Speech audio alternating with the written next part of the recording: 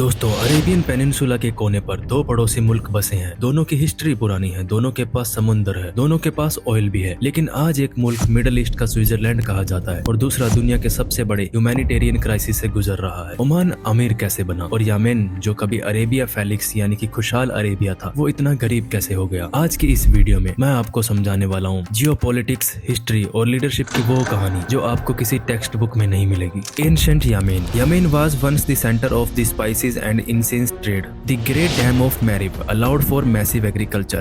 Romans called it Arabia Felix. Ancient Oman was a maritime empire. उनके पास एक वक्त पर ज़ंजीबार अफ्रीका तक का कंट्रोल था। जब ट्रेड रूट्स चेंज हुए, मैरीटाइम टेक्नोलॉजी बदली, यमेन की इंपॉर्टेंस कम होने लगी। ओमान ने हमेशा अपनी कोस्ट का फायदा उठाया, लेकिन यमेन की पहाड़ी जियोग्राफी ने उसे फ्रैगमेंटेड टुकड़ों में रखा। ओमान की किस्मत बदली 1970 में। सुल्तान कबूस बिन साइद ने अपने फादर को एक कॉप में हटाया और सत्ता संभाली।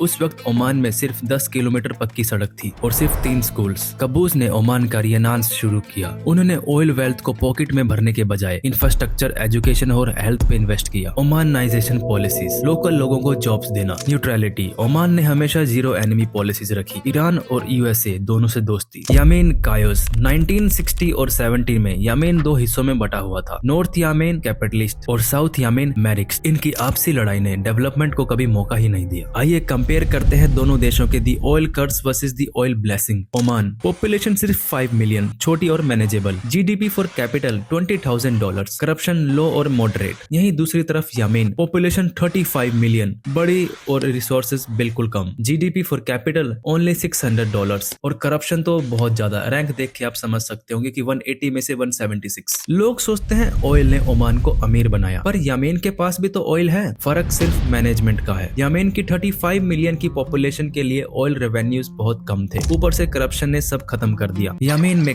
एक नारकोटिक लीफ की खेती ने 30% पानी वेस्ट कर दिया, जबकि ओमान के टूरिज्म और लॉजिस्टिक्स ने DUQM पोर्ट में पैसा लगाया।